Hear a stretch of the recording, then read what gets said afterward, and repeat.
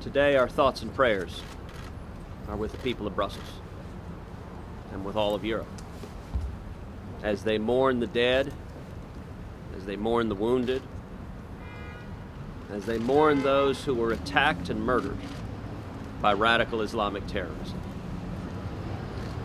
Today's attacks in Brussels underscores that this is a war. This is not an isolated incident. This is not a lone wolf. This is a war with radical Islamic terrorism. ISIS has declared jihad on Europe and on the United States of America. They have declared their intention to murder as many innocents as possible.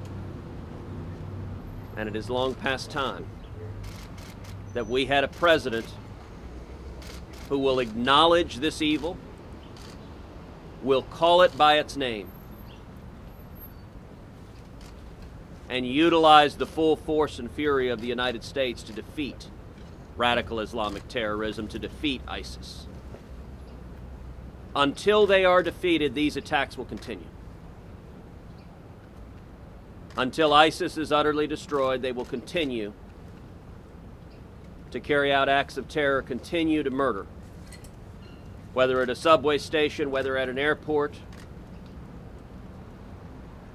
whether at an opera house in Paris, whether at a community center in San Bernardino. Their target is each and every one of us. And we need a president who sets aside political correctness. In the wake of Brussels, we don't need another lecture from President Obama on Islamophobia. We need a commander-in-chief who does everything necessary to defeat the enemy. And we need to immediately halt the president's ill-advised plan to bring in tens of thousands of Syrian Muslim refugees. Our vetting programs are woefully insufficient. This administration has no means of preventing those refugees from being ISIS terrorists. ISIS has stated its intention to infiltrate those terrorists, those refugees, with terrorists coming to America to commit acts of jihad. And the time for the president's political correctness has passed. The first priority of the commander-in-chief should be keeping America safe. Senator, so beyond Syrian refugees, is it time for the U.S. to close its borders to all Muslims, as Donald Trump suggests? It is time for us to implement serious vetting, and we should not be allowing anyone to come to this country that we cannot vet to make sure that they are not radical Islamic terrorism. That's part of the problem of not defining the enemy. When you don't define the enemy, then you don't have screening programs designed to keep them out. And I would note, if you look at the San Bernardino terrorists, the female terrorist had publicly posted on social media calls to jihad, and yet the Obama administration, in yet another nod to political correctness, refused even to look to social media. That is an example of the myopia of this administration, and it's politically driven. It's not that they cannot see the threats of terrorism, it's that they refuse to look at, acknowledge, or name the threats of terrorism because it is inconsistent with their political objectives. Senator Donald why are you Trump more is qualified than advancing everything that you just said? More or less, your main opponent for the Republican nomination would agree with, and I said in some fashion or another. What makes you a better commander-in-chief than him on this topic? Well, I will say it is striking that the day after Donald Trump called for America weakening NATO, withdrawing from NATO, we see Brussels, where NATO is headquartered, the subject of a radical Islamic terrorist attack. Donald Trump is wrong that America should withdraw from the world and abandon our allies. Donald Trump is wrong that America should retreat from Europe, retreat from NATO, hand Putin a major victory, And while he's at it, hand ISIS a major victory. And what should NATO do? NATO should join with the United States in utterly destroying ISIS. And I would note that NATO is ready to act in a way that our president is not. Donald Trump's proposal to withdraw from the world, to withdraw from NATO, to withdraw from Europe is sadly consistent with his statement that he intends to be neutral between Israel and the Palestinians. We have seen for 7 years a president that cannot distinguish between our friends and our enemies, a president that cannot distinguish between the nation of Israel and Islamic terrorists who seek to murder us. And it would be a mistake to elect another president who buys into the same left-wing moral relativism that equates the terrorist blowing himself up and murdering innocent civilians to the brave soldiers and law enforcement officers risking everything to keep us safe. Senator, on Mornings with Maria this morning, Donald Trump was asked about the visa waiver program, and not just Muslims, but also potentially Christians, atheists, whoever, whether that program should be put on hold for everyone, and he more than implied that he would be in favor of that. Would you agree? There's no doubt we need serious scrutiny to the visa waiver program.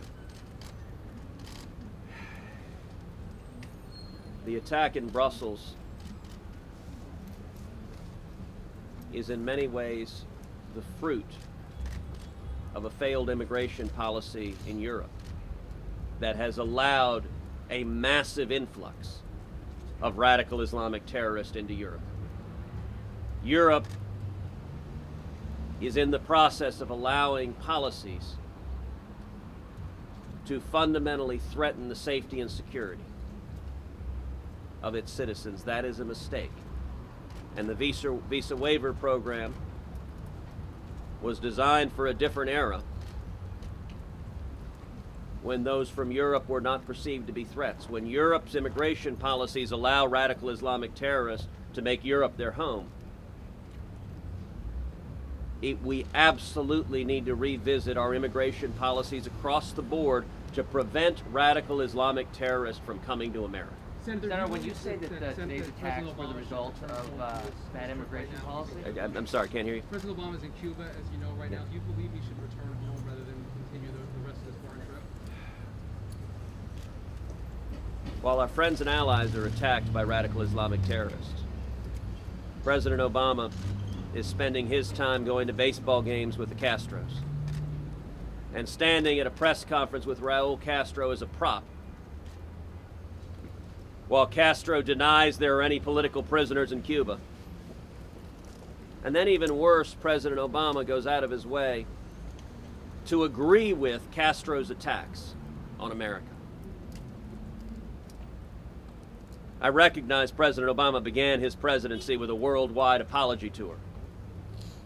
But the people of America deserve a president who doesn't grovel before a communist dictator who hates America, is attacking our nation. And instead of the president enthusiastically agreeing with the Castros on his attacks with America, we need a president who will stand up and defend America as the greatest light of freedom the world has ever seen. No other nation has spilled more blood, has spent more treasure, has lost the lives of more children, preserving liberty, preserving the lives of others than has the United States of America. And President Obama should be back in America keeping this country safe, or President Obama should be planning to travel to Brussels. You know, in the wake of the Paris terror attacks, world leaders came together in solidarity with the people of Paris.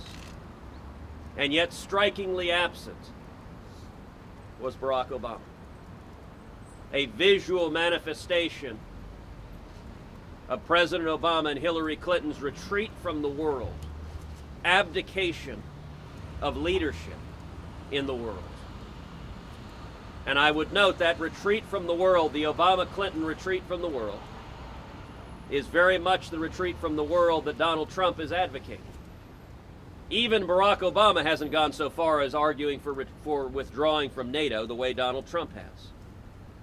And the way to respond to terrorist attacks is not weakness, is not unilateral and preemptive surrender, abandoning Europe, withdrawing from NATO as Trump suggests, is preemptive surrender. We need a president who understands that America needs to lead.